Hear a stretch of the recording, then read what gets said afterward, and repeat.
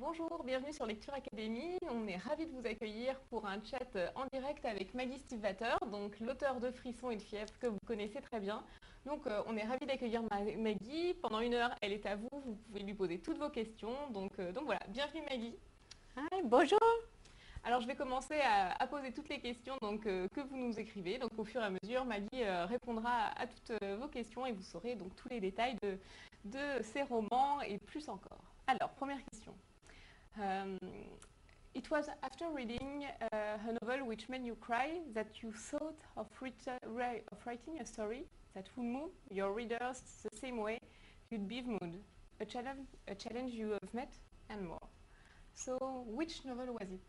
It was Shiver that I wanted. Oh, that made me cry. Yeah. It was The Time Traveler's Wife by Audrey Niffenegger. And I never cry at books or movies, ever, ever. But this one? But this one, I cried like a baby. Yes. Okay. So, next question. Are you ready for next question? I am. Yeah. I've read The Wolves of Mercy Falls, but also Lament, which I've loved. I'm really looking forward to reading the next installment of this history. Just because I'm curious, which is easier, writing about wolves or about fairies?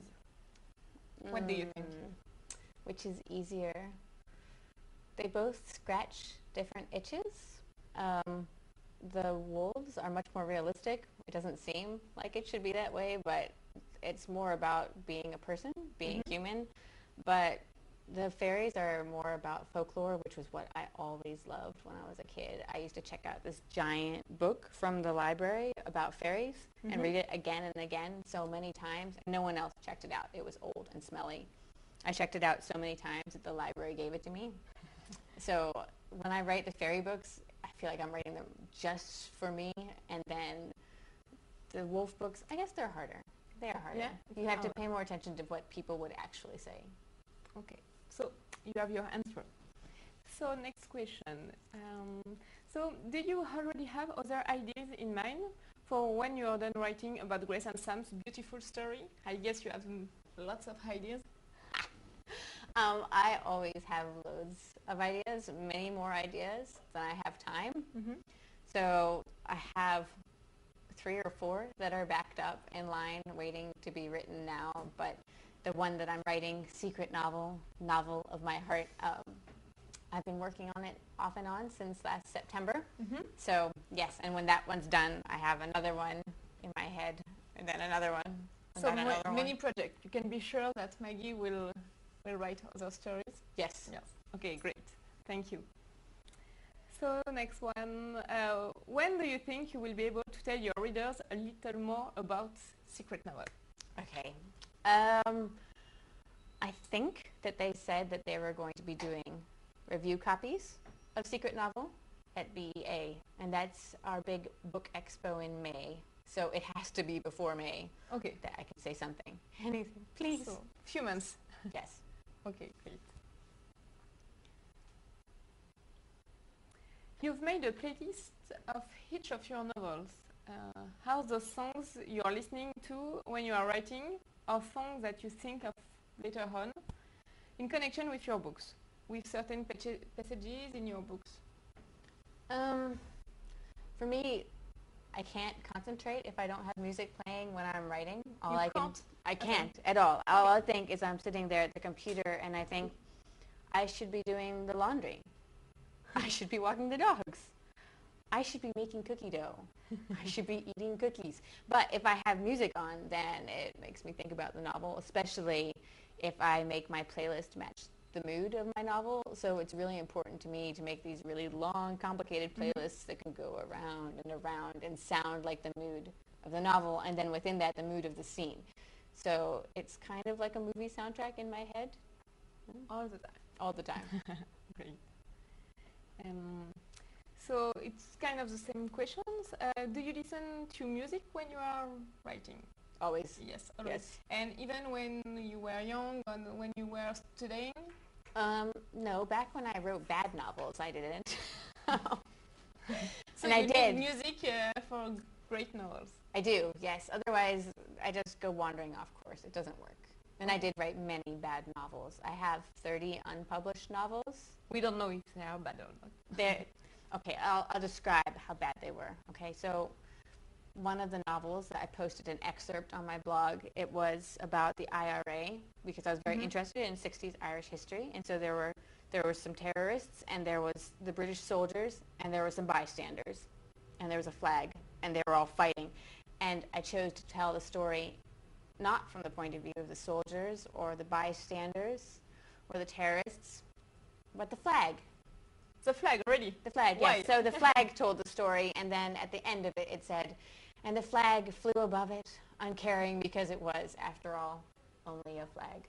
Okay. So That's I promise French you, term. when I say they were bad, they were bad. They were not just a little bad. They were howlingly bad. We would never know. Okay, great.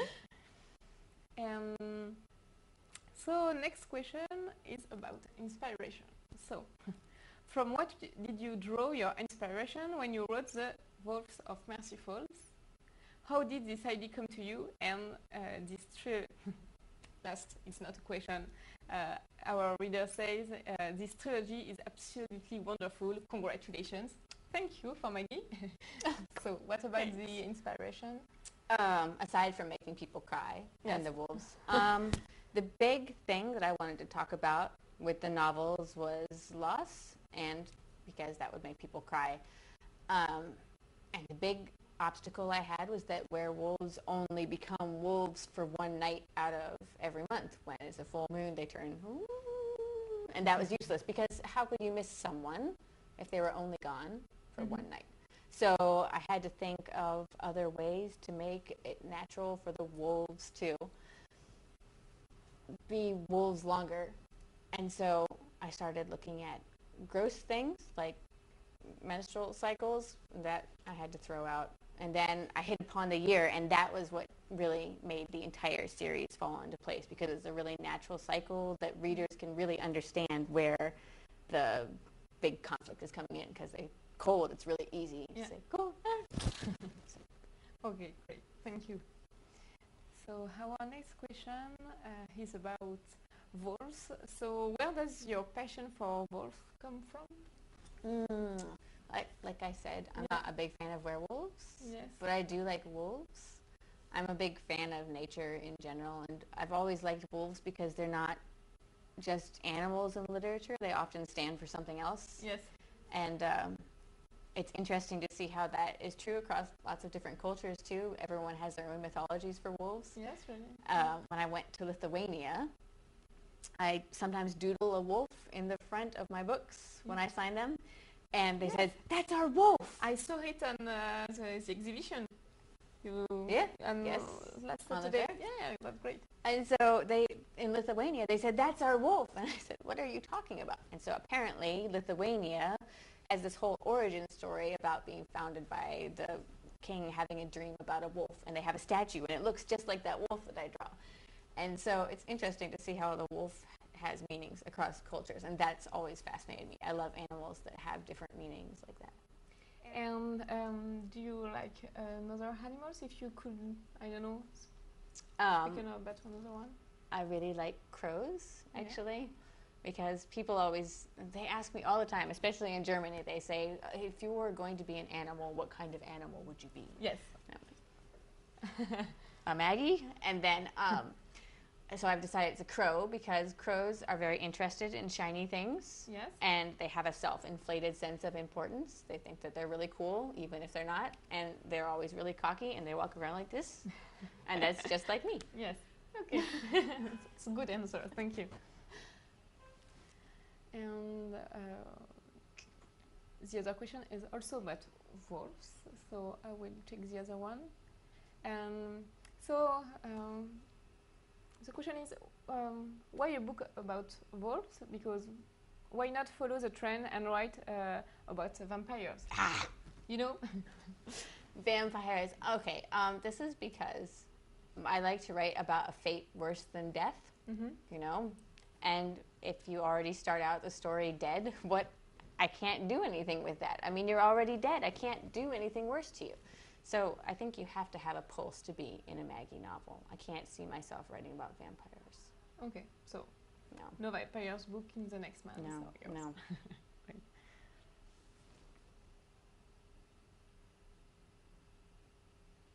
So, how long does it take for you to complete a novel? Well, Maybe it depends. I don't know. well, normally it doesn't. Normally it takes me 4 months to write a rough draft. That's with no editing. 4 months is very comfortable for me. But when I was writing the third book, Forever, I started writing it in September, and for the first time, I was really aware of hundreds of thousands of readers watching me write it. So And I was thinking, they're going to my hate it, God. and they're going to hunt me down with pitchforks. And so I wrote it trying to make them all happy, all of these readers, all I could think, readers watching me. And I got to within 2 weeks of my deadline, and I read it again, and I hated it. Really? And I threw it all out. I emailed my editor and Everything? said, I know that my novel is due in 2 weeks, but it's gone. I threw it out. And So I how started did you from manage? scratch. And so he gave me a couple more months to work on it. He said, we don't have time. I said, I'll write you a better one. And so then I just ignored that all of these readers were watching, and I just wrote it for me. Like I wrote Shiver just for me. Yes. And I like this one much better. Okay, so hopefully. So you it took me did a manage. year to write Forever, but normally it's 4 months. And for secret novel, it's Secret novel I had the idea back last September, but I've only been working on it for about 3 months, and I should have it done by the end of the year. great. So.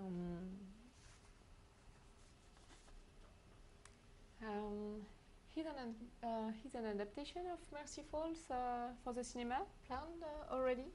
Yes. Yes. When? Where? Warner Who? Brothers has optioned the film rights, Yes. and people keep on asking me, well, are you worried? Are you excited about it? And the thing is, well, for one, the film itself doesn't excite me. I'm sad to say this, because I love books. So when I get a different foreign edition of the books, and so I have 30 different versions of Shiver, that's very exciting because I love books. But I will say that my husband is never surprised at anything that happens with the books. When we met, I was 19, and I said, I know that I am a young and poor history major now, but when I grow up, I am going to be a rich and famous author, and I'm going to keep you in a manner to which you will quickly become accustomed. Yeah. And he goes, okay. And so then we sold the book, and it did really well, and we sold the rights in France and the rights in Germany, and I tell him these things, and he goes, okay. And I said, and I keep on telling him all these wonderful things. It's going to be an audiobook. It's going to be in Lithuanian. He goes, okay. And why aren't you ever surprised with any of these things? And he goes, well, you told me. And so I asked him, when will you actually be surprised? And he said, okay, this. We're in a movie theater, and it says Shiver.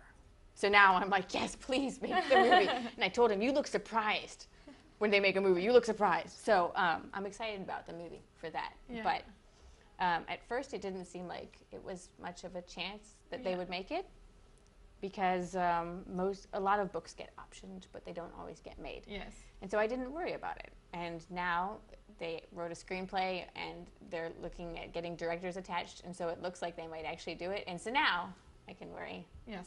And so do you have an idea when it could be If it goes through the whole director process now, it could be really fast, like 2012.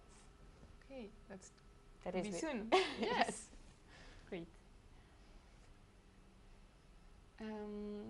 So next question, do you write your novels first on paper or directly on computer?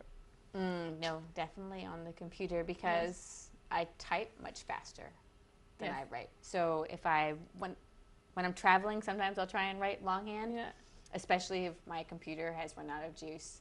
And they always end up looking like outlines of scenes instead of actual scenes, because in my head I'm so used to fixing my pacing based upon how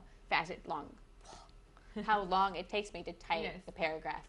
And so when I'm writing, I've been writing this scene forever, and you look at it and it's this long. So small, Yeah.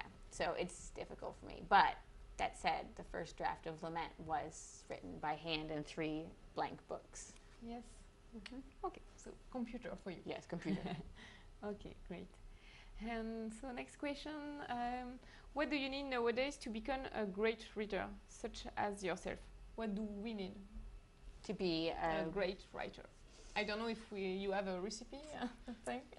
Yeah, actually, be a really good reader to be a good writer. I always get really suspicious when someone comes up to me and says, I want to be a writer. And I say, okay, so what book did you read last? And they go, and then they have to think, and then they give you a school book that they've read. And I go, no, you don't really want to be a writer. You like the idea of being a writer. So good writers are always good readers because that's what you learn from. I mean, you can read a textbook, how to write a novel, or you can read books and say, okay, this book, I love it so much. Why do I love it so much? And you pick it apart. Yeah. So I would say that. And I would say you have to learn a new meaning for no. Because you will hear it a million times. I have so many rejection letters, I could paper all of my walls. How many? With it. We want to know. For Shiver, well, Lament, my first published novel, I have over 200 rejections for it. Okay. So you see, you have to keep trying and trying. And so even with Shiver, I was trying to get an agent. And so I already had a book published, and I was trying to get an agent just to represent me. And so I sent it, and 60% of agents said no to Shiver. So the thing about no, about learning a new meaning for no, is that you have to learn that it means not yet. Yes. Not actually no, and the only time that no matters is if you tell yourself no. So yes, yeah, I would say that's the most important thing. Okay, so how long did it take for you to be published? I first tried to get published when I was 16. 16, okay. And with one of my terrible novels, The Howlingly Bad Ones, and unsurprisingly, nobody wanted it. So I got Lament published when I was 21, so 21, 22. So 4 or 5 years of constant writing, constant sending out. Okay, so if you want to be a writer, you have to try and try again. Yes, okay, and this is really important too. I never got a rejection that was unfair. Yeah. When, I mean, people did say no for Shiver, but at the same time, half of them were saying, oh yeah. So if you're just getting all no's, it means you just need to go back and write another novel. It's not personal. Do you think that you have to go back and write another novel, or just correct things and adapt? If back when I was they send you form letters that say, Dear author, please, God, don't ever send us your writing ever again. Love, the editors. If you're getting letters like that, just form letters, then it means write a new novel. Yeah. If you're getting them back and it says, this is pretty good, but your character development could use a little bit of help. Go back and you fix your novel instead. Yeah. And if you still get no's from that, then write another one. They take you 4 months to write, just do another one. Yeah. Okay, thank you, Maggie. So, our next question.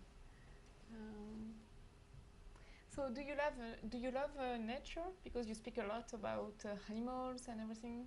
What is your link with the nature? I always grew up in the middle of nowhere. My parents always loved to live in the country, and so we would live in these old, decrepit, haunted houses with tangled woods all around us. And then I have 2 brothers and 2 sisters, and we would go walking out in the woods and try and poke things to see if they're poisonous. And I don't know, I just remember that very fondly now. And even now, I'll go walking in the woods, and my husband is very good about wanting to, for instance, walk the cliffs of Normandy while it's pouring rain outside. So, yeah, I don't know. I feel more me when I'm out in nature. So, do you mean that you live in the countryside? I do kind of live halfway in the countryside now, because we live on 2 acres, which is not really countryside, but my parents live 20 minutes away on 150 acres, so that's much more room to run around. Okay, great. Thank you. Our readers have heard that you also like painting. So yes. Do you like more painting or writing or both? Actually, before I was an author, I was a full-time portrait artist. Yeah. And I thought that was pretty neat to get up every single morning and to just work on art. And I would go out. I would be like Grace's mom, where I'd always have paint on my arms. And I don't know. you have to really paint to the market if you want to make a living at it starting out. And so after a while, I found out very quickly that the only thing that sold was cats. Yes. And so I was painting lots and lots of cats. And at one point, possibly the low point of my career, I did an entire series of classical paintings, Yes. famous paintings with cat heads instead of people heads, like the Mona Lisa. Could be a good idea. Yeah. With cat head. And these things, they paid my rent for a long time. Yeah. I'm not proud of them. Okay. And so do you continue to paint time to time? I do, actually. I have a sketchbook that I bring around to airports that gets me pulled over at security because it has a big metal clasp. Yeah. And I have a graphic novel kind of in the works a few years down the road. Mm-hmm. So I'm hoping to be able to combine my writing and my art without cats. No cats. There will be no cats. And what about the nature? Do you like to paint the nature? Yes, I do. Actually, my portraits that I mostly did when I wasn't doing cats, I did horse portraits. Yes. So I got to go out into the countryside with my big camera and take reference photos of gorgeous horses in the middle of nowhere. And then, And so you are in Paris. Did you have time to go to famous painting exhibition, maybe? I was going to try and go to the Louvre, and I decided to go out in the rain on the beach in the cliffs instead, which should surprise no one now. Yeah. Okay. Thank you.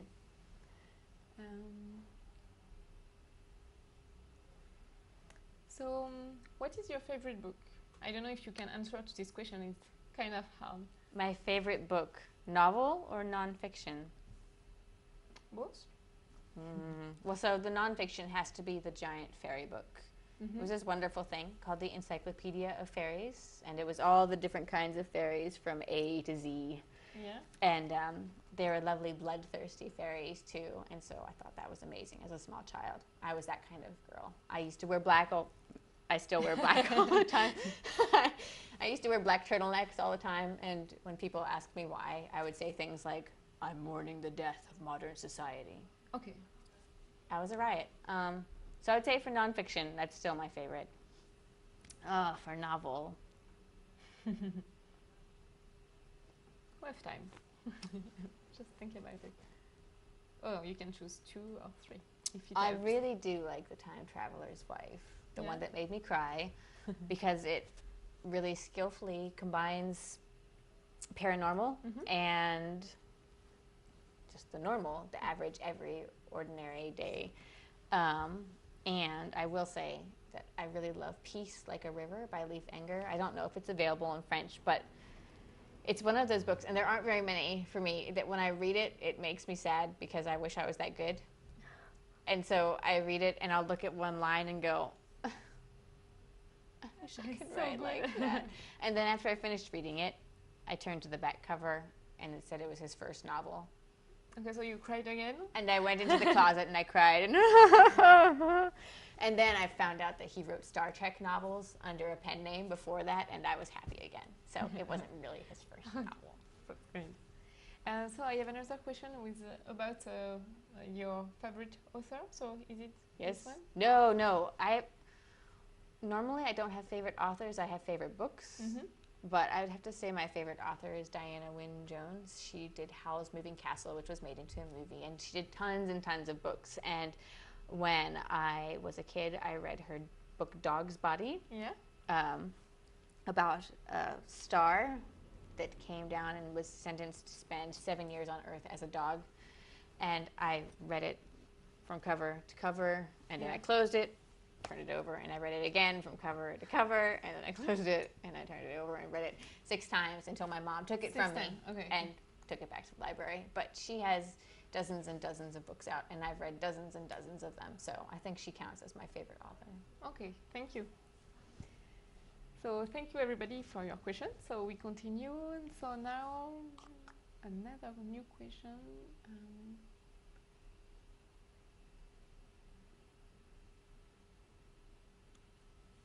How do you get the inspiration of the first name of your characters? This is a long story. We have time. No worries. For me, I think that first names are really important. I think that you either become your name or you run away from it. Mm-hmm. Like if you have a really old-fashioned name, you either become a really respectable person or you become this wild, crazy. So to me, it's also when you're writing a novel, the only first impression that readers get of the characters is seeing their name on the paper. They don't see them in person, they see their name. And so if I said Jessica to you, then you have a certain idea of what a Jessica would look like. And you're like, oh, she's such a Jessica. You know, that kind of thing. And so you only have that one moment to do that. So for me, names are super important. As a matter of fact, my name wasn't originally Maggie. Oh. It is my name legally now. But when I was 16, I had my maiden name, which was Hummel. And my first name was Heidi. Heidi. I was Did Heidi. you know that? Heidi Hummel. Yes. And it's quite a name, isn't it? I remember going into the eye doctor's appointment, and I was sitting there, and I really remember I wore the black turtleneck, and I said I was mourning the death of modern society, and I was Heidi Hummel. I'm sorry. Heidi Hummel! Heidi Hummel! And so I'm sitting there in the waiting room, and the receptionist says, Heidi Hummel. What a cute name. It sounds like a figure skater. So you said, stop. And I stood up and I walked out of the appointment to where my mom was sitting in the car, and I said, Mom, I'm changing my name. And what did she say? Because I was named after one of my dad's ex-girlfriends, she said yes.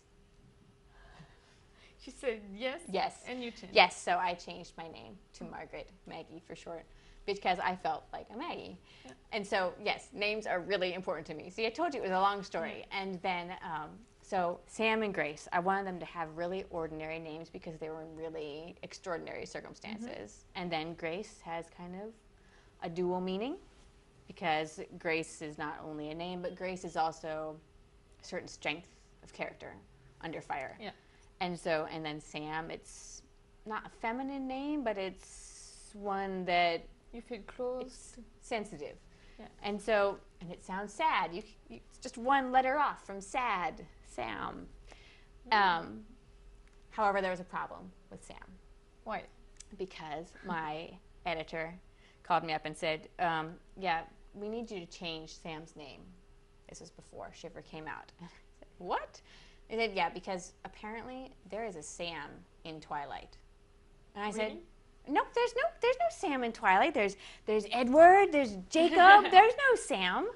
And that was right when the Twilight movie was first starting to come out, and there were newspaper articles everywhere, and they said this. Twilight movie comes out, Sam Yulee suddenly given huge role, Maggie Stiefvater is screwed, is what they said. And they said, yeah, so there is a Sam.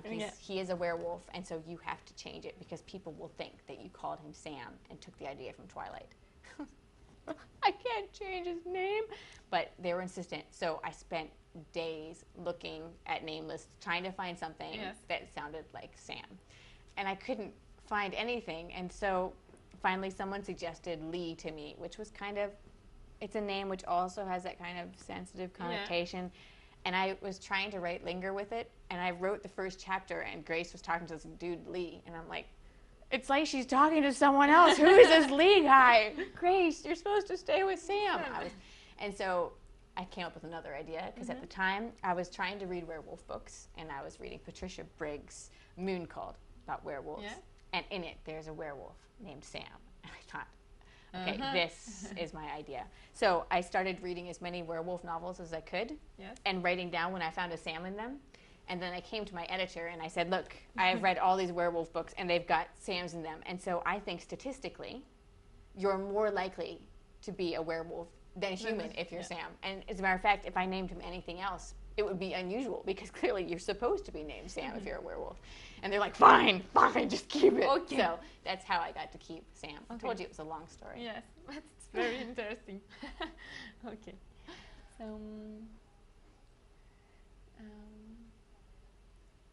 So why Grace is becoming a wolf and not Isabel?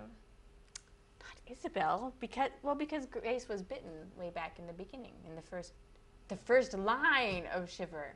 And so people think they tell me it seems like such a surprise that Grace shifted into a wolf, but I kind of feel like if you look back at Shiver, I was worried it would be too obvious because it's always like, oh, watch out, look, she smells really well, look, she hears really well, she might be a wolf. Yeah. So, that's fine. Okay, thank you. How did you choose the titles of your books? Did you work with your editor? All right, when I first wrote Shiver, it was not named Shiver. It was called Still Wolf Watching. And I thought that was the best title ever. Okay, you were sure? I was sure that was the best title ever. And Scholastic bought my book, and they said, we love your book, but we like your title, but we have one question. Is it Still Wolf Watching, or is it Still Wolf Watching? I said, what? And they said, is it Still Wolf Watching, or is it Still Wolf Watching? I don't know. Does it matter? Yes, it matters deeply. Change it. So I came up with this long list of titles, and one of them was Shiver, and one of them was Linger. I liked both of them. I just have always thought they're really pretty words, and they kind of had two different meanings. Yeah. And so we went with Shiver, and Linger was really easy because it was right there on the list already. And then the problem was that I was locked into this ER thing for the final title. And so I spent all of this time on internet word search engines trying to find other words in the English language that actually were appropriate to call a young adult book that end with ER, because you can't go around calling it, Shiver, Linger, Sucker. People don't like this. So I had it down to Whisper and Forever. Yeah. And Whisper was pretty, but it doesn't really tell you anything about what the book's about, and Forever does. Yeah. Though my cover designer was pretty annoyed because there's red blood spatter over the top of the eye for Shiver and Linger, and then he sees Forever and he goes, no, there's no eye. So. Thank you, Maggie.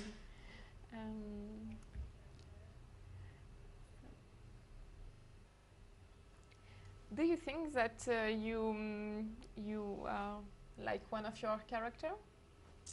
I'm kind of like all of them, even the evil ones. Just that Part of they have to start out with an emotion that you felt. Otherwise, I think it doesn't feel true. Yeah. But at the same time, I've never been a homicidal maniac. Yeah.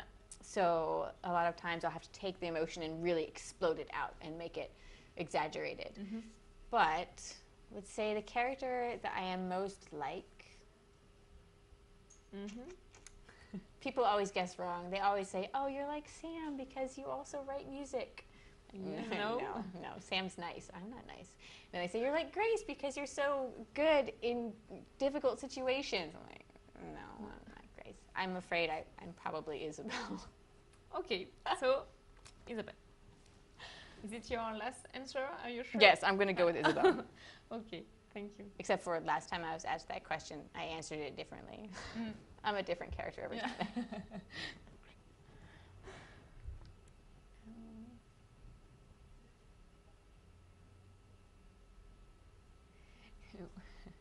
I don't know if this question is a good idea, I think. Were you sad when you had to leave Sam and Grace at the end of Forever? You had to say goodbye and continue your life? Well, because I finished the book twice, it was a bit anticlimactic. Okay. But when I did finish it, I remember the day that I finished it. I have a daughter who's 6, and I was driving her in the car to the farmer's market because I was so thrilled to actually finally have free time for once. And I was intermittently giddy, like, ha, and ha, and she says, Mama, why are you so happy? And I said, I finished Forever. And she said, finally.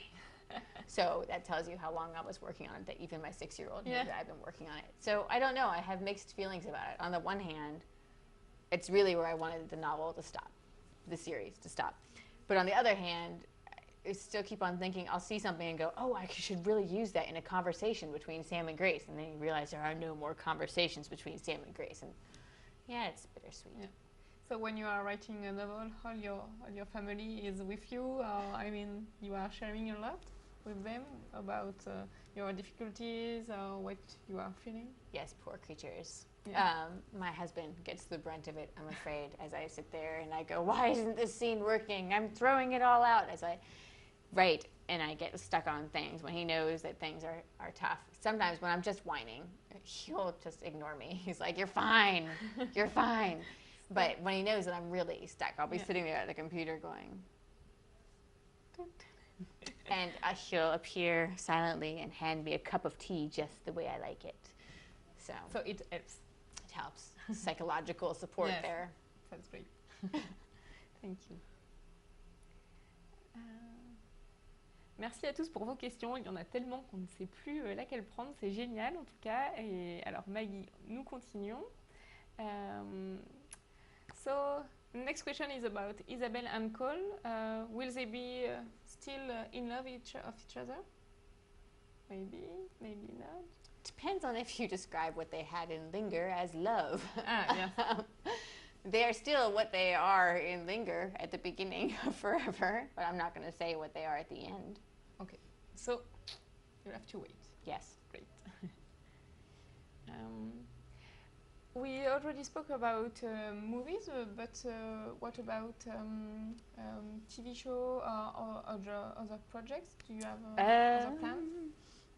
Well, right now it's all taken up with the movie, but on TV? TV is a possibility if the movie doesn't go through. There's been some interest. At the very beginning, we had a choice between two companies that were doing TV and movie, and we opted for movie because it seems more appropriate for a movie than a television series. So, I don't know. Okay. I think movie. Okay, thank you.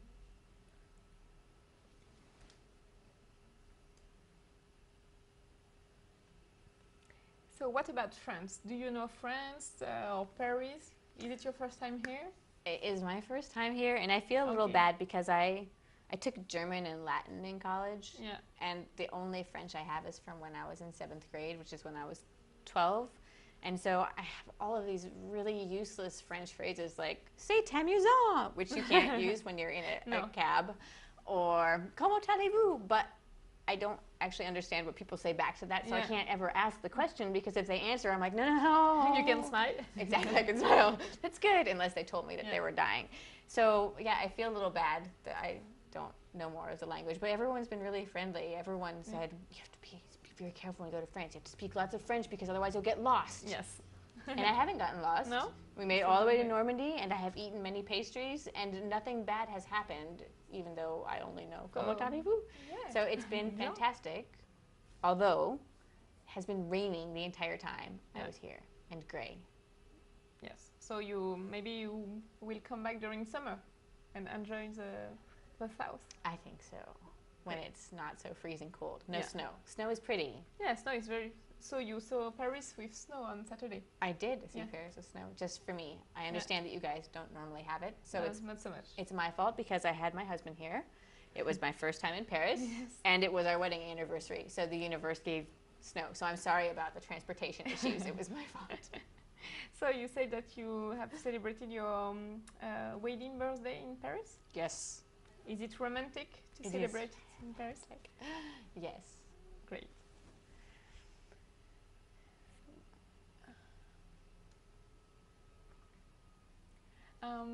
Have you already think about, I don't know, stop and okay, I will not finish this book. It's not possible. I can continue right now. Well, I thought that Forever would kill me, but I never really thought that I wouldn't finish it. But when I first started writing, I really had a problem finishing them. I would get 30 pages in and then get stuck. Or I'd get 45 pages in and then get stuck, and then I would write in the aliens coming down and killing everyone because I was frustrated. And I can't remember when it was. It must have been when I was 18 or 19. I decided that I was never going to write a novel again unless I knew the ending of it first. Yes. So, I mean, it completely changed my life, because from then on, I've never started a novel and not finished it. at some point, because once I know the ending, I know where I'm headed. So even though I might go in a wrong direction, I can always backtrack and go back and head towards the ending. So when I wrote Shiver, for instance, spoiler alert, I knew that scene of Sam coming out of the woods. I had no idea how I was going to pull it off, but I knew that he was going to come out of the woods. So yeah, now I always a long finish time them. ago. But a long time ago, I always did. So now I tell people if they don't know how to finish their novels, come up with the ending first. Yes. So, good approach. Thank you.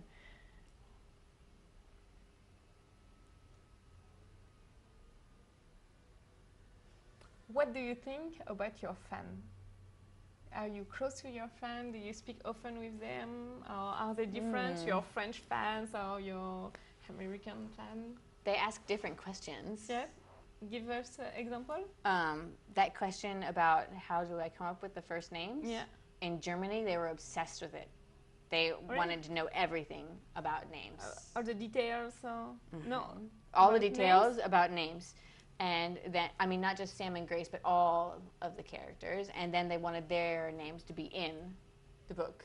Would you use my name? In England, what was the question that they always asked there?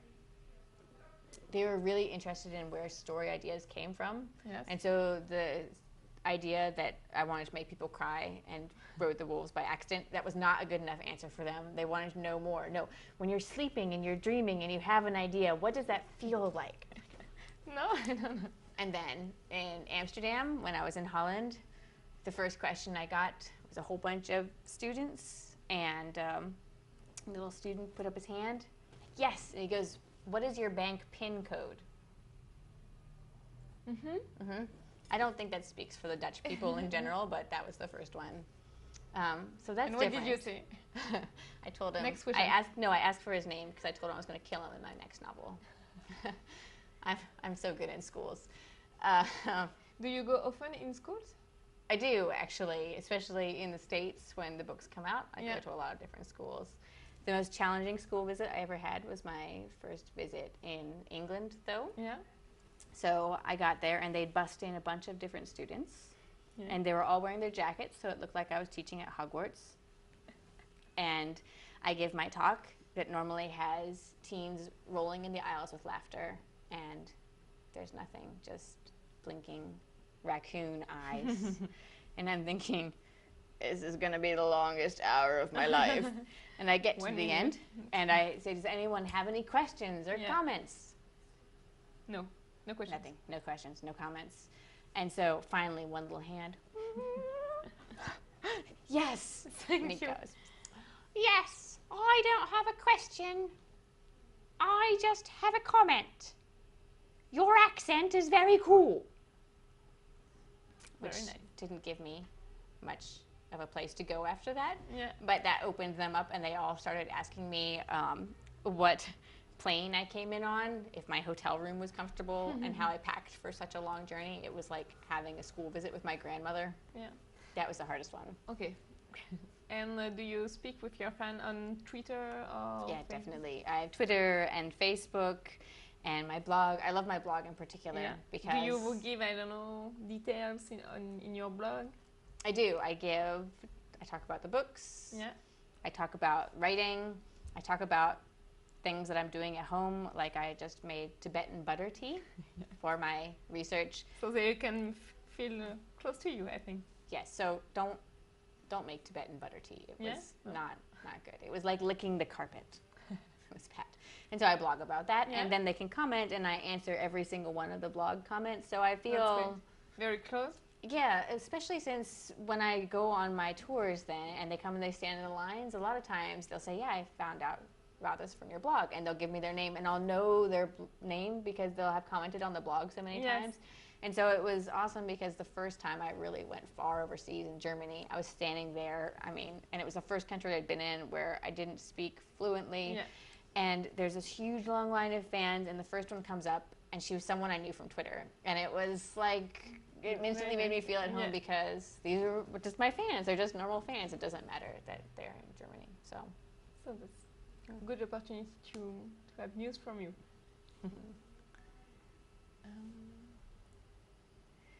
So our next questions will be about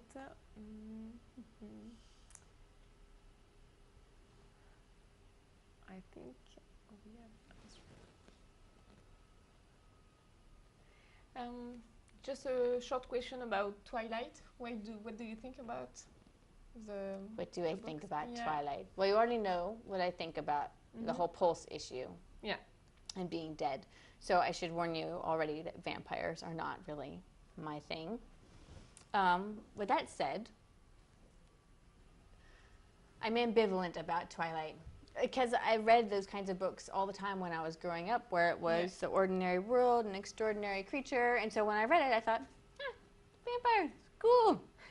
And then, but now in the U.S. especially, it's really not popular to say that you're just fine with Twilight. Yeah. You either have to be I want to have Edward's sparkling babies, or you can be the ones that say things like, Twilight, and they really hate it. There's no real in-between thing. Yeah. Now, that said, I did go and see the movie New Moon on opening weekend because a bunch of book bloggers, I was on tour, and they said, don't you want to come and see the movie on opening weekend?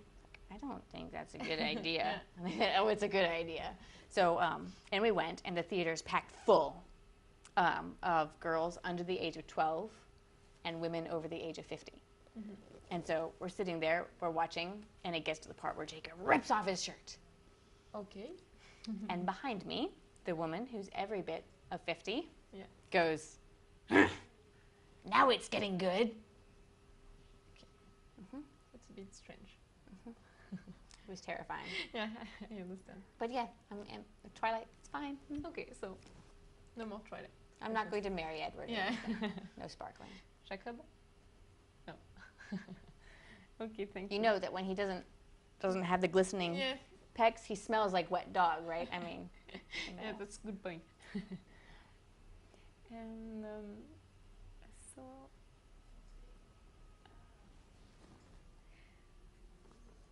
next question is about love and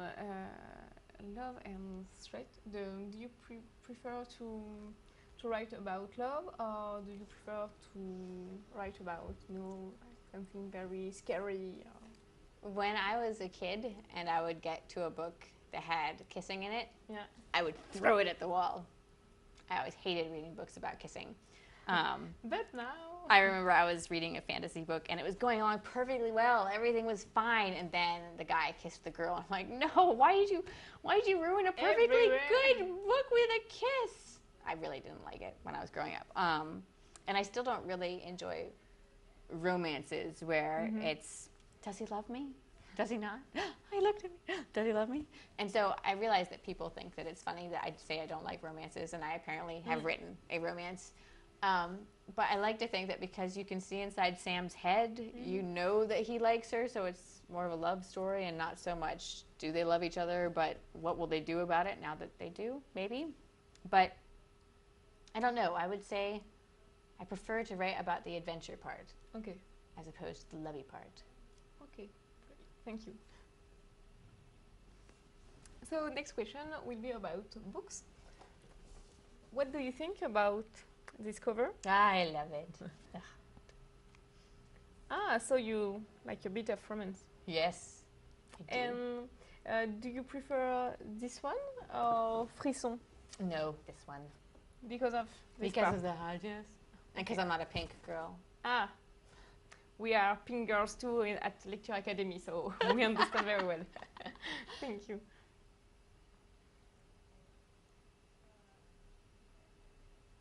So next question is about your 30 books. So if you have published 30 books, no, not published, if you have written 30 books, what are you waiting for published? All of them? It's only because they are too bad? They're really bad. Yeah. I think we possibly can't imagine. Okay, I should describe the first novel that I wrote. It was about two dogs test driving a car.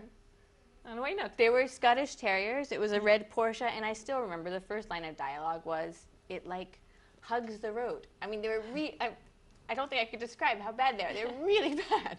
There was also one where the world was overrun with unicorns, and they were killing them all, and that was the end. There was this giant ogre No, it was a dragon.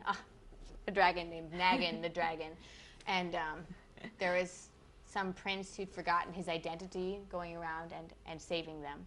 I mean, they were not good. Okay. They were just not good. So no more questions about the 30 books. No, I will say that some of them have some good ideas in them that I go So back maybe and you I can steal just from. take- yeah. So there's bits that I've poached from books back then, like in Lament, my fairies in that, and Luke Dillon, the main character, he's kind of stolen from a book that I wrote when I was 15. So I do still use them, but probably not the dogs in the car. Yeah. Thank you. So.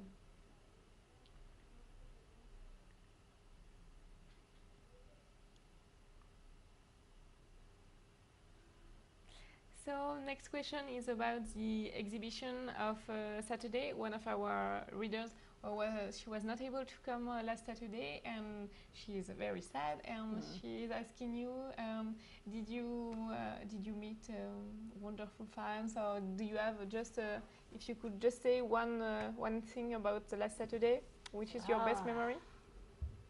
What is your best memory? The fans were amazing, and I did learn a little bit of French for it. Yes. See? Yes.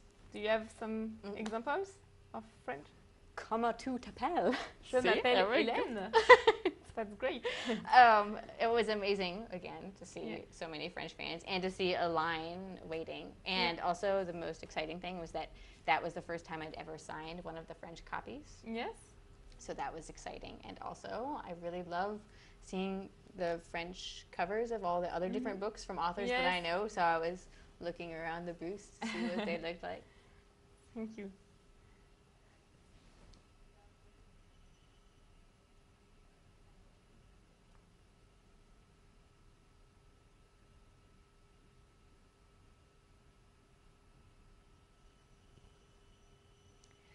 So next question is about the readers. When you are writing, do you think about all the fans all over the world, or is it too stressful, as you said?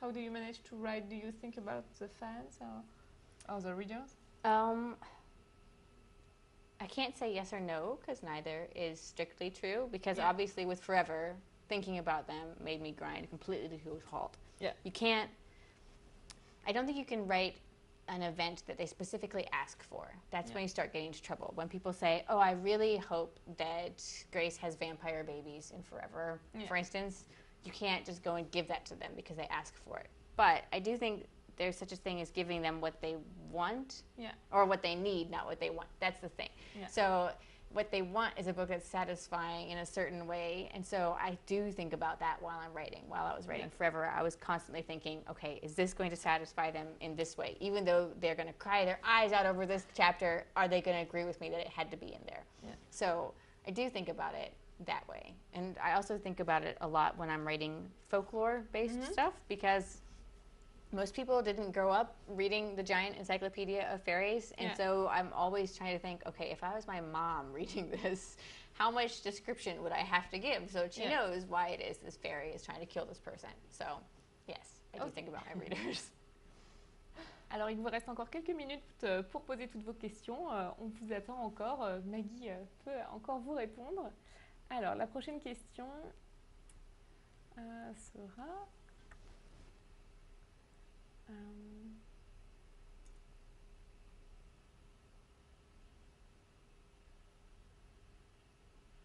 So at Montreuil Book Fair, the reader asks you which title you prefer for the third tome between Furie, Foudre, Fusion, and you answered Fusion because you think this better reflects the story of this third tome.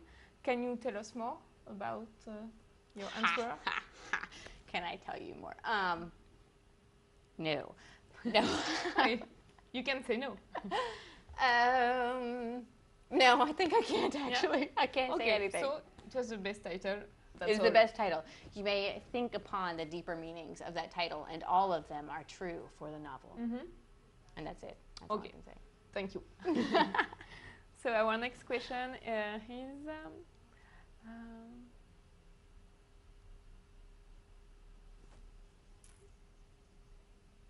what is your best memory of Paris?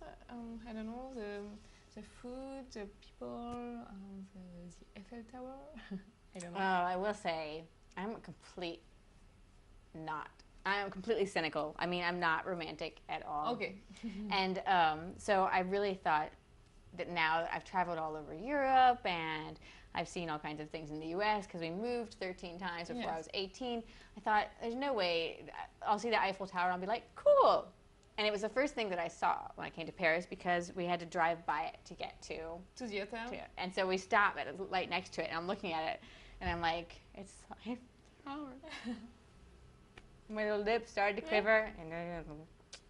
So, yeah, I will say the Eiffel Tower because I'm not as much of a badass as I thought I was, apparently, because it was surprisingly amazing. That sounds terrible, but maybe very sentimental. So you are a bit romantic. Yes. Thank you.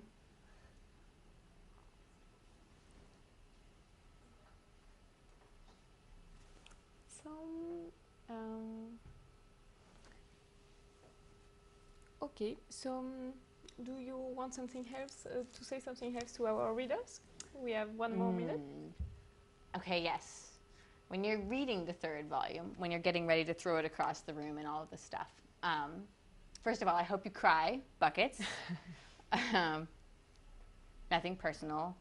But also, I should say that in Forever, it is sadder than the first two books, but it's also happier than the first two books. And at the end, I really hope that you would ask yourself which of the characters you would be if you're Sam or if you're Shelby. And that's all, I think. Okay, so we just have two more questions, so if you are ready. I'm ready. Yes.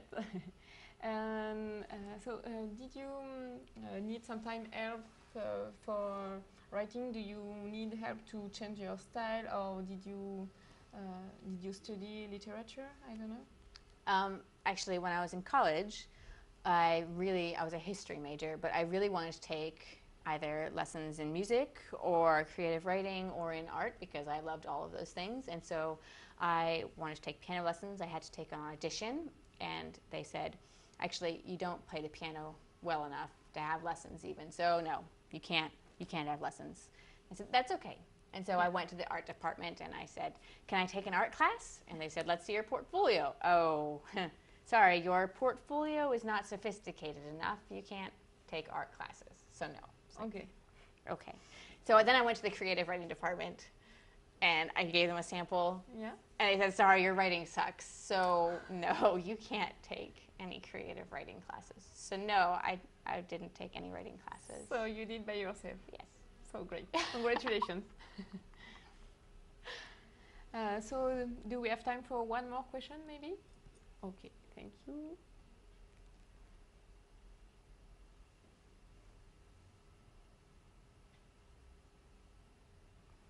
So last week, 2 weeks ago, we met Margaret Stoll. Yes. She was in Paris also. Do you have the opportunity to meet other famous authors? Yes, I actually met her this year too. Yeah. I met her in LA along with Cami, her Yeah. co-author. And one of the strangest experiences about being an author is that you'll meet people that you read when you were a kid. Yes. Like Jane Yolen has written hundreds of books, and I was on a panel with her, and we were the experts. I'm like, how am I considered an expert next to her? And you don't want to say, I was like, do I tell her that I read her books as a kid? Because then I'll be like, you're so old. I mean, and so, no, it's amazing to meet these people that you look up to, and then you realize that now you are one of them. It's a very strange feeling, but yeah, I meet a lot of authors. Okay, so that's a wonderful job. Yes, and thank you, France, so much for having me. I really want to come back for the third book. Merci à tous en tout cas pour vos questions. On a passé 1 heure avec Maggie et je pense qu'on en sait beaucoup plus. Donc en tout cas, n'hésitez pas à revenir sur Lecture Academy pour revoir tout le chat vidéo. Vous pourrez revoir toutes les questions et ne manquer aucun détail. Et puis n'hésitez pas à aller aussi sur le blog de Maggie où elle vous en dira plus en tout cas et vous pouvez la contacter. N'hésitez pas. Thank you Maggie for your time. It was great to know all the details about your books and your life. So thank you so much. Oh, thank you. Et à bientôt sur Lecture Academy. À bientôt.